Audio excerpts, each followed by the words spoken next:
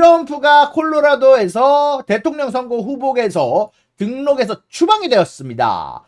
유사담 유튜브에 오신 걸 환영합니다.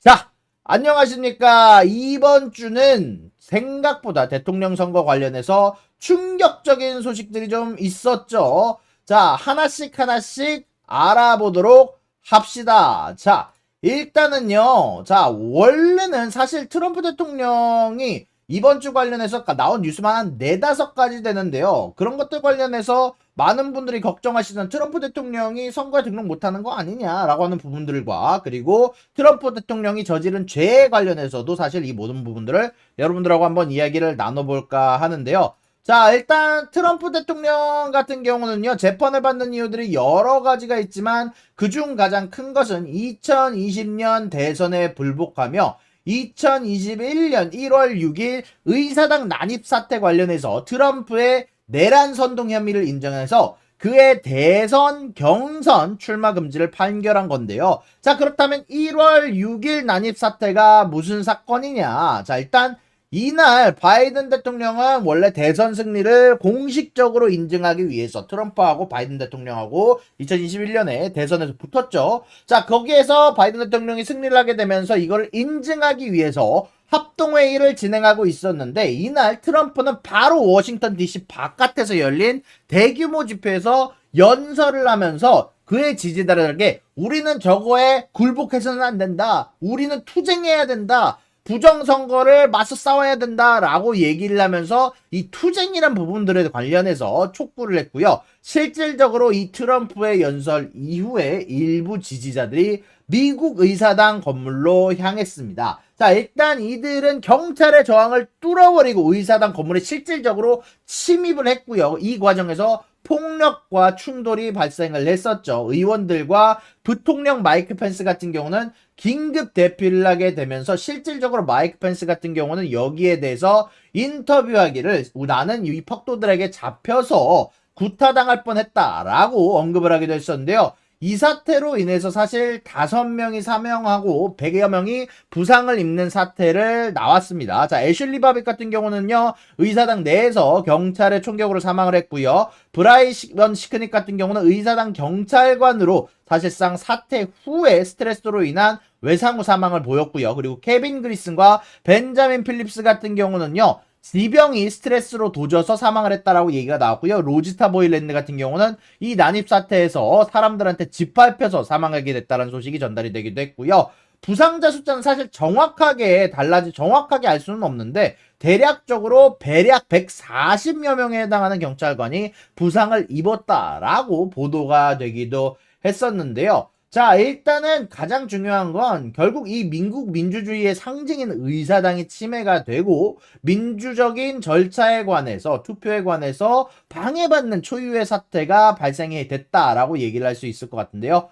그래서 이 사건 이후에 수백 명의 참가자들이 체포되고 기소가 되었습니다. 또한 이 사건은 트럼프에 대한 여러 가지 심판의 근거 중 하나가 되기도 했었는데, 자, 그렇다면 왜 연설을 한 것만으로도 문제가 되느냐? 자, 트럼프는 대중연설, 소셜미디어, 언론 인터뷰를 통해서 지속적으로 부정선거에 대한 주장, 선거가 조작되었다, rigged란 표현을 쓰면서 이를 통해서 그의 지지자들 사이에서 의혹을 증폭을 시켰고 실질적으로 일부 공화당 정치인들에게도 영향을 미치기도 했습니다. 일단 그중 한 명은 전 뉴욕시장이었던 줄리아니 변호인인데요. 참고로 이분이 생긴 것과는 다르게 뉴욕시장을 하실 때에는 의외로 중도를 지키는 그런 정치인이다라고 얘기가 나오고 있는데, 근데 이 친구가 인성은 사실 정말 최악이지만 트럼프를 위해서 진짜 몸을 바쳐서 일했던 사람이기는 하거든요. 일단 이 친구에 관련해서 좀 재미난 일화를 몇 가지만 얘기를 하자면, 페이크 다큐멘터리 몰카, 이제 많은 분들이 영화 보렛이라고 들어봤는지 모르겠어요. 이게 미국 내에서는 아주 전후무한 히트를 쳤던 영화 중 하나인데 My name is Borat 이라고 얘기를 했던 그 다큐멘터리 몰카가 있어요. 근데 그 다큐멘터리 몰카에서 여성 기자가 자신에게 섹슈얼리, 성적으로 접근하는 줄 알고 침대에 누워서 자신의 남성을 옷 위에서 만지작거리는 게 찍혔어요. 자, 이 몰카에서 정말 최악의 상황으로 실질적인 상황으로 찍혔습니다. 그리고 이것뿐만이 아니라 골프 선수 미셸 위를 성희롱하는 발언도 하고 여러 가지는 했지만 그래도 트럼프를 위해서 헌터 바이든 혹은 바이든 대통령의 아들이 마약을 복용하고 성관계 장면이 담긴 사진들을 뉴욕 포스트에 넘기기도 하고요. 그리고 2021년 폭동 당일에도 대선이 조작되었다고 조지아주 선거 사무를 담당했다라는 프리먼과 모스모녀가 트럼프 표를 빼돌렸다라는 루머를 퍼뜨리며 부정선거 수사를 해달라고 하다가 뉴욕 변호사회에서 자격을 정지당하고 워싱턴 DC 변호사 자격증도 정지당하고 그리고 아까 말씀드렸던 프리먼 모스모녀에게 즉시 2천억 원 배상금을 선언받으면서 사실 파산하게 되었습니다. 물론 여기에 대해서 항소를 하게 되었지만 일단 기본적인 파산보호 신청에 접어들게 되었다라고 말씀드릴 수 있고요.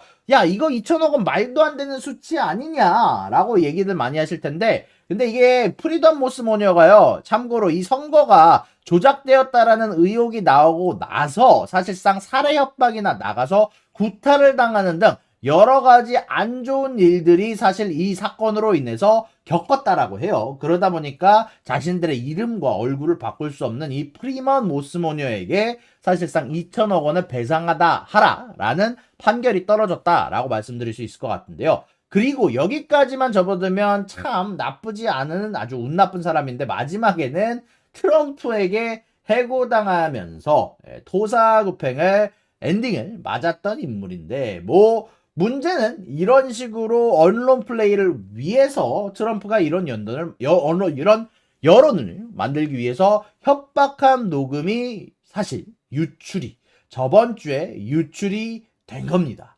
디트레이트 뉴스가 입수한 녹음에 따르면 2020년에 공화당 소속 선거관리인인 모니카 팔머와 윌리엄 하트먼 이 통화를 하면서 선거 결과 인증서에 서명하지 말라고 트럼프가 압박하고 협박했으며 정확히는 선거 인증에 반대하다 나중에 선거 인증 문서에 서명하면 너희들 좀 끔찍해 보이지 않겠어? 라고 말하고 거기에다가 어르기도 하면서 우리는 미국을 위해서 싸워야 한다. 우리는 이 사람들이 미국을 우리에게서 빼앗아 가게 놔둘 수 없다라고 압박했다고 전달이 되기도 했는데요. 물론 이 모니카 팔머 윌리엄 하트먼이 녹음을 한 건 아니고요. 제3자 인물이 녹음을 했다 보니까 사실 이 증거가 요 녹음 증거가 사실 재판에서 쓰이지는 못해요. 의외로 미국에선 재미난 법이 좀 있는데요. 제3자가 녹음한 자료는 불법으로 녹음한 자료는 재판에서 쓰일 수 없습니다. 그래서 이거는 재판에서 쓰일 수 있는 자료는 아니에요. 없는 것처럼 취급을 받아야 되는데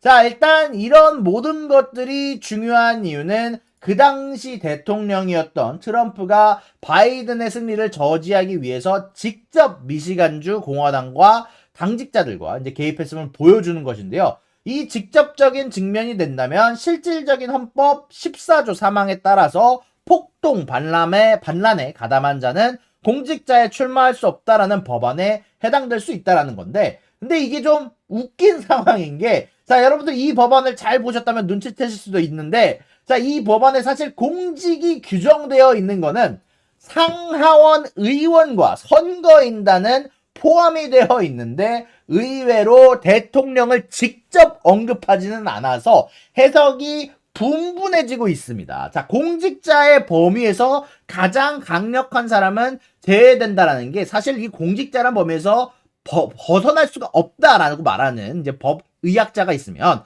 자, 반대로 언급이 되어 있지 않다. 이 헌법을 수정하기 위해서는 실질적인 절차를 밟아야 되는데 이 헌법 내에서 적혀 있는 부분을 그대로 보게 된다면, 그대로 해석하게 된다면 대통령이 포함이 되어 있지 않으니까 사실 이 제14조 3항에 대통령 선거는 포함이 되지 않는다라고 얘기를 하는 사람으로 나뉘어져 있는 상황입니다. 자, 그러다 보니까 이게 문제가 분분한 상황인데 자, 문제는 민주당 사람들로 가득 찬 콜로라도 법원에서도 사실 이게 투표가 4대3으로 아슬아슬하게 통과가 된 거예요. 7명 중 7명의 법관이 다 민주당 사람인데도 불구하고 4대3으로 아슬아슬하게 트럼프를 후보 등록하지 못하게 하자라고 얘기를 하면서 아슬아슬하게 통과된 상황입니다. 근데 대법관 중 공화당 인원 중 공화당 인원이 9명 중 6명을 차지하는 이 대법원에서